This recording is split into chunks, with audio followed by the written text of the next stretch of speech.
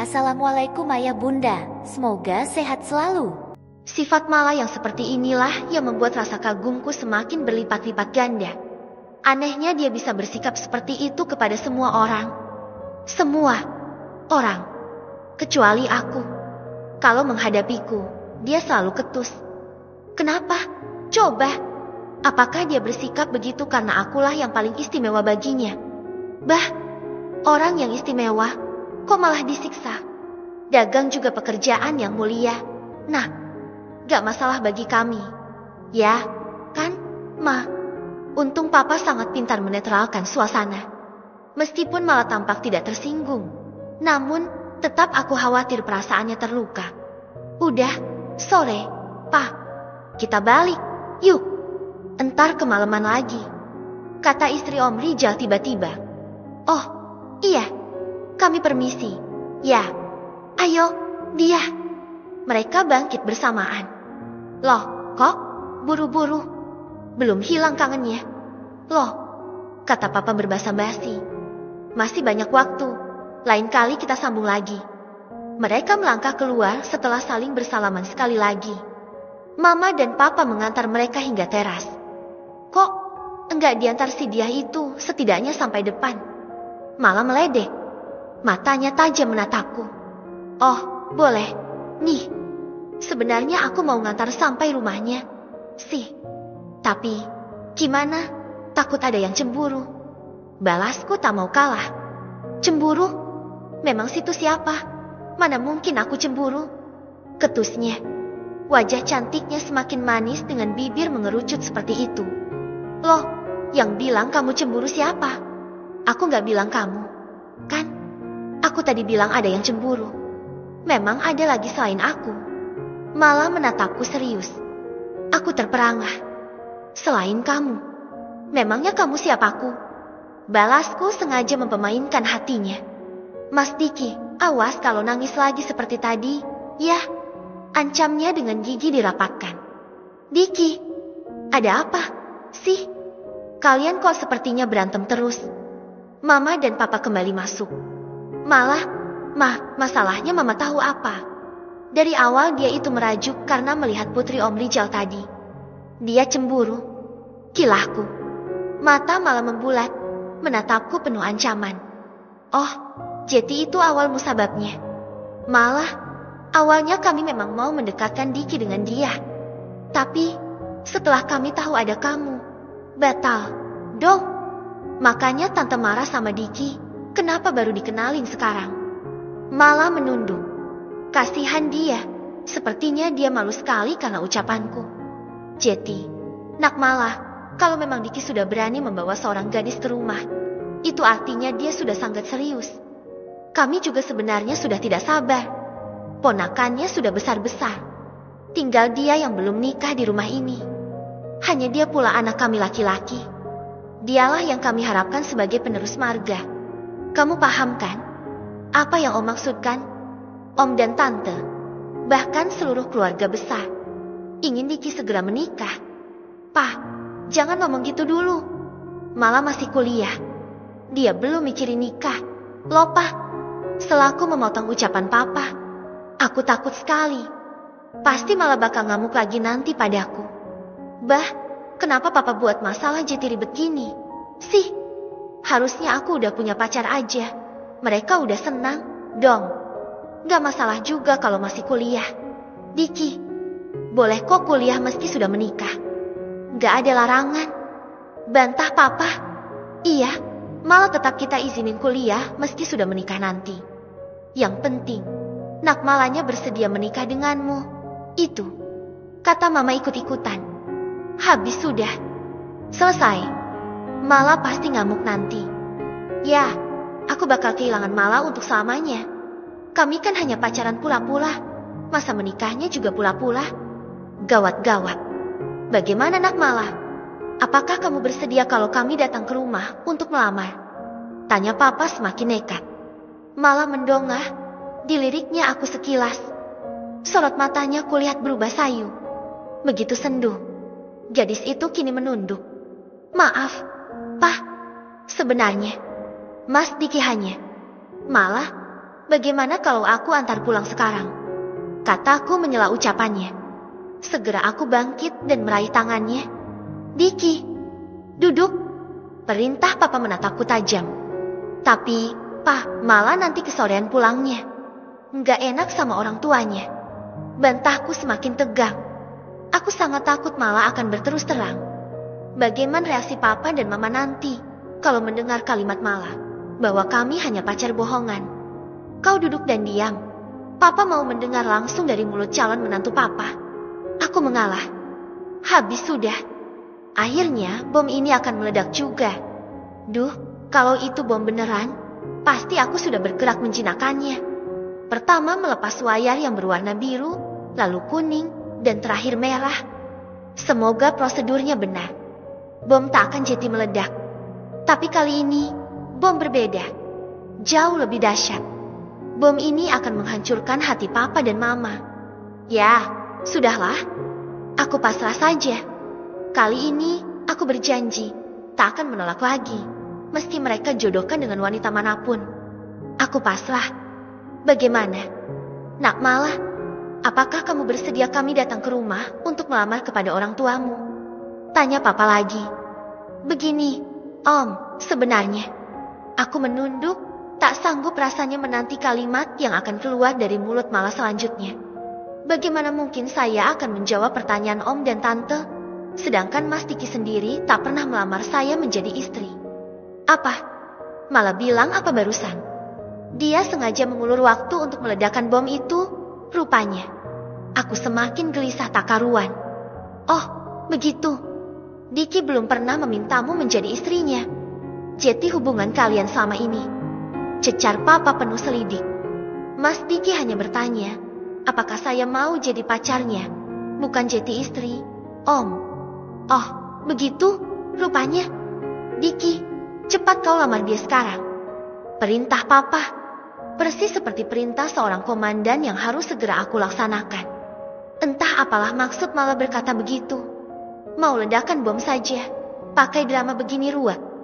Padahal aku sudah pasrah bomnya meledak. Cepat Diki, lamar Mala sekarang juga.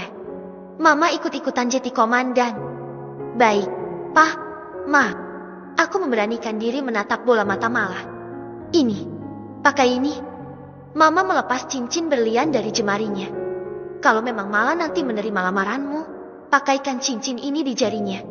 Itu Mama hadiahkan untuknya. Besok akan Mama belikan yang baru. Cepat. Bah, ini bomnya beranak lagi. Bakal meledak rumah ini kalau begitu. Yang hancur bukan cuma hati papa dan mama sepertinya, tapi seluruh isi rumah ini. Bagaimana ini? Terpaksa kurai cincin itu. Kuputar-putar dengan ragu. Mas Diki mungkin tak ingin melamar saya, Tante. Dia ragu, kan? Jangan dipaksa, ya, Tante, Om. Kata Mala kemudian. Sepertinya sengaja makin membuatku jantungan. Duh, bagaimana ini? Siapa bilang? Aku mau banget menjadikanmu istri. Dari dulu juga. Dari pertama mengenalmu. Saat kita masih SMA dulu. Perasaan itu gak pernah berubah hingga detik ini. Kau tahu kan? Aku gak pernah bisa mencintai perempuan lain selain kamu. Kenapa kau masih ragu? Malah. Nih, aku pakaikan cincinnya. Kurai jemarinya dengan ku genggam kencang tanpa berpikir panjang. Segera ku selipkan cincin berlian itu. Mereka bertiga terperanage. Aku salah tingkah. Kuhenyakan tubuhku kembali di atas sofa. Malah, maafkan Diki. Ya, cara dia melamar mungkin kurang berkenan di hatimu. Nah, kata Mama mengelus lembut punggung gadis itu. Enggak apa-apa, Tante. Saya akan nanya kesiapan papa dan mama saya. Kapan Om dan Tante boleh ke rumah untuk melamar saya? Tunggu, bomnya apakah sudah meledak? Apakah aku sudah mati sekarang? Terus yang kudengar barusan, itu suara malaikat yang sengaja datang menghiburku. Begitu, VLP Mala. Jujur, aku tidak mencintainya. Pemuda yang telah mengejarku sekian tahun ini sama sekali tak kuingini. Berhayal menjadi istri seorang polisi saja aku tidak pernah. Bukan karena dia kurang tampan. Bukan pula karena kurang kaya. Tidak ada yang kurang pada dirinya. Tapi, cinta tak juga mau bertaut di hati ini. Wajah Mas Reno telah memenuhi ruang di hati. Tidak ada yang bisa menggantikan posisinya. Meski tak dapat kumiliki, biarlah dia saja yang tetap bertahta di hati ini. Cukup bayangannya, tak usah wujud nyatanya. Namun, entah kenapa ada rasa asing yang tak kupahami saat Mas Diki akan berpaling ke wanita lain. Bukankah sangat wajar dia mencari cinta yang lain? Karena cintanya tak jua tertaut di hatiku. Sementara orang tuanya sudah tak sabar lagi. Mas Diki harus segera menikah. Aku paham saat dia akan dijodohkan dengan wanita yang mereka anggap pantas mendampingi Mas Diki. Awalnya aku tak peduli. Tapi saat melihat betapa manisnya gadis yang bernama dia itu, aku marah. Kenapa aku marah? Coba, bukankah aku yang menolak Mas Diki? Duhai hatiku yang lemah, apa yang terjadi padamu? Kenapa aku tidak terima kalau Mas Diki akan dekat dengan perempuan lain? Sementara aku tidak mencintainya. Betapa egoisnya aku. Aku tak boleh seperti ini. Aku harus bisa bersikap dewasa. Tak mengapa aku tak cinta. Akan kuterima Mas Diki. Semoga cinta akan tumbuh dengan sendirinya. Toh, aku tak rela juga kalau dia bersama dengan yang lain. Cincin berlian ini memang tak lagi baru. Cincin ini tadinya melekat di jari calon ibu mertuaku. Tetapi, ini adalah ikatan resmi. Aku kini telah diikat oleh Mas Diki, calon suamiku. Makasih. Ya, lah, akhirnya kamu mau menerimaku, kata Mas Diki sambil tetap fokus menatap lurus ke depan. Dia harus tetap konsentrasi melanjutkan sepeda motornya. Dia mengantarku kembali pulang malam ini. Aku kasihan pada mamamu, bukan padamu. Jawabku asal bicara. Aku sendiri ragu dengan hatiku. Entahlah, jadi bukan karena kau pun menyukaiku. Oh iya, aku lupa kalau kau belum bisa melupakan dia. Tidak apa-apa, deh. Aku sabar menunggu sampai kau mencintaiku juga seperti kau mencintai Reno. Maaf, kuharap kau bersabar, Mas. Jujur, aku tidak akan pernah bisa memilikinya. Karena dia adalah milik sahabatku sendiri. Tak ada keinginan di hatiku untuk berselingkuh. Kau tak perlu meragukan itu. Aku percaya itu. Sayang, motor Mas Diki perlahan memasuki halaman. Gawat, mobil pickup Papa sudah terparkir di halaman. Artinya Papa dan Mama sudah pulang dari berjualan di pasar induk. Kulirik jam yang melingkar di pergelangan tangan kiri. Pukul 10 malam. Gawat. Papa dan Mama pasti marah besar karena aku terlambat pulang. Duh, ini gara-gara Mama Mas Diki yang tak henti-henti mengajakku mengobrol tadi. Jadinya kemalaman. Deh, kenapa gugup? Mas Diki melihatku ikut panik. Mama enggak akan marah aku keluyuran siang hari. Tapi kalau malam hari aku masih berada di luar jam segini, bisa habis aku diomeli. Jawabku gelisah. Tenang, ada aku. Mas Diki menggandeng tanganku, lalu berjalan masuk ke dalam rumah. Jangan begini, nanti mereka murka. Loh, tolakku mengibas tantangannya. Tapi, gagal. Tangan kekar lelaki itu terasa begitu kokoh dan kuat mencengkeram pergelangan tanganku. Oh, Jeti ini laki-laki yang telah mencuri hatimu. Laki-laki yang membuatmu jadi pembangkang. Papa menyambut dengan hardikan. Maaf, Om. Saya yang salah. Saya. Diam. Kau diam. Papa menunjuk tepat muka Mas Diki. Tapi, tunggu. Kau siapa? Kau mirip betul dengan teman SMA aku dulu. Ah, tapi sudahlah. Enggak penting itu. Sekarang kau pergi. Aku mau bicara dengan anak gadisku. Pergi dan jangan pernah kembali. Paham? Tapi, Om, saya. Pergi. Sekali lagi kau bicara ku lempar kau keluar sana. Pergi. Pak, jangan kasar. Gitu, dong. Sabar. Mama mencoba menenangkan Papa yang semakin murka. Sabar apanya? Sudah kubilang, malah akan kunikahkan dengan anaknya temanku. Dia tidak kuizinkan berpacaran dengan lelaki manapun. Dia berus memenuhi cita-citaku. Aku tersentak. Pun Mas Diki. Kami saling tatap sesaat. Pulang dulu, ya, nak. Papanya malah masih emosi. Maafkan sikapnya. Ya, kata Mama memohon maaf pada Mas Diki. Mas Diki mengangguk.